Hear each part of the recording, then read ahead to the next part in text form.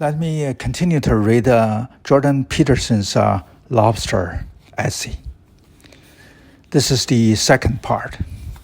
The neurochemistry of defeat and victory.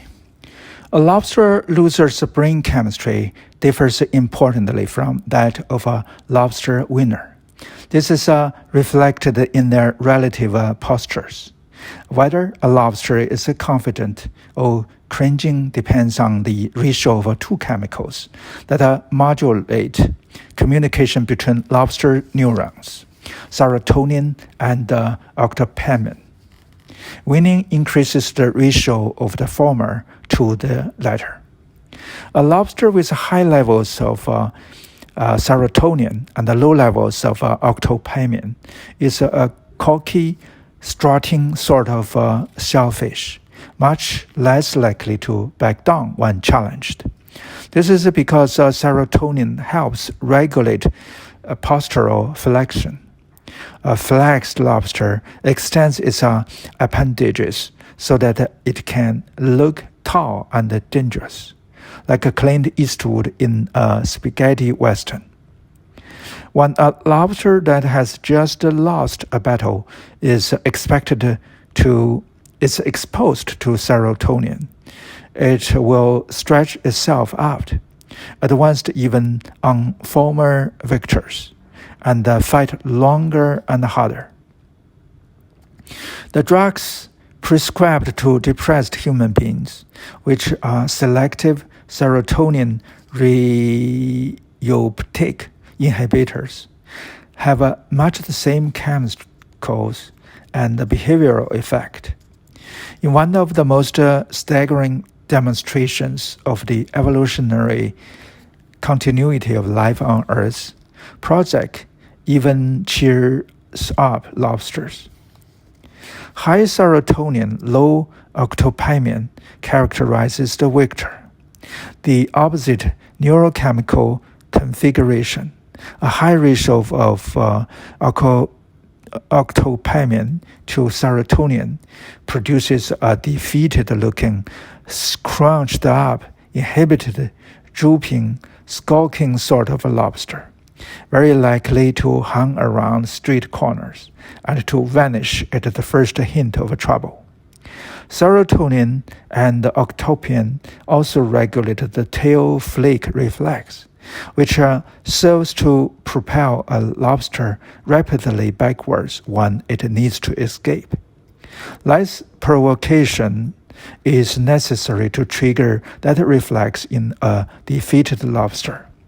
You can see an echo of that in the heightened startle reflex characteristic of the soldier or battered child with a post-traumatic stress disorder. The principle of unequal distribution.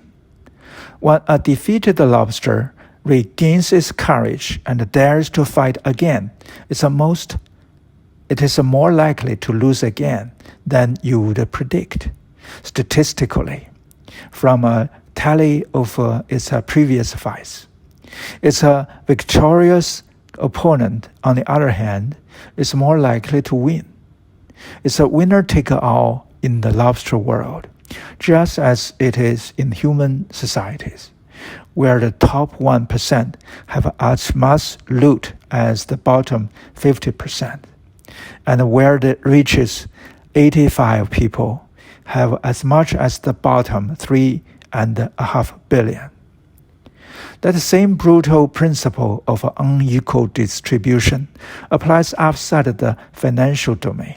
Indeed, anywhere that creative production is required. The majority of scientific papers are published by a very small group of scientists. A tiny proportion of musicians produces almost all the recorded commercial music. Just a handful of authors sell all the books. 1.5 million separately titled books sell each year in the U.S. However, only 500 of these sell more than 100,000 copies.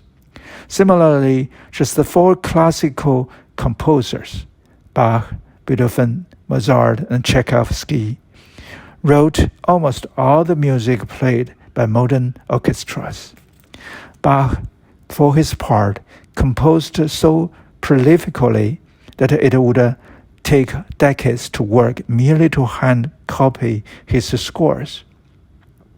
Yet only a small fraction of this prodigious output is commonly performed. The same thing applies to the output of the other three members of this group of hyper-dominant composers. Only a small fraction of their work is still widely played. Thus, a small fraction of the music composed by a small fraction of all the classical composers who have ever composed makes up almost all the classical music that the world knows and loves. This principle is sometimes known as Price's law, after Dirac J.D. Solar Price, the researcher who discovered its application in science in 1963.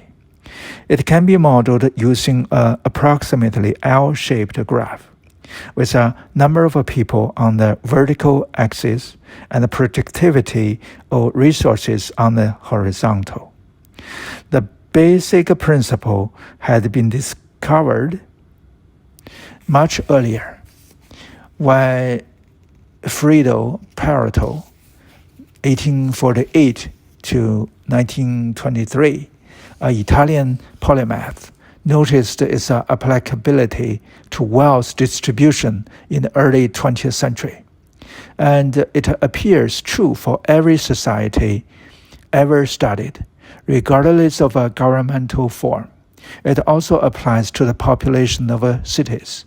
A very small number have almost all the people. The mass of heavenly bodies, a very small number, hold all the matter.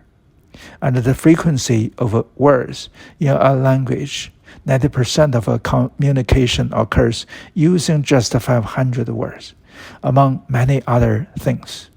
Sometimes it is known as the Matthew principle, Matthew 25 to 29, derived from what might be the harshest statement ever attributed to Christ. To those who have everything, more will be given.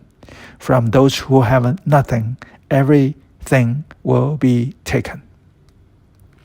You truly know you are the Son of God when you dicta apply even the two crustaceans. Back to the fractious shellfish.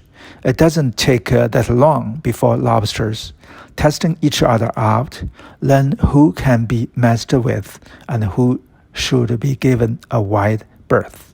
And once they have learned, the resultant hierarchy is exceedingly stable. All Victor needs to do once he has won is to wiggle his antenna in a threatening manner, and a previous opponent will vanish in a puff of sand before him. A weaker lobster will quit trying, accept his lowly status, and keep his legs attached to his body.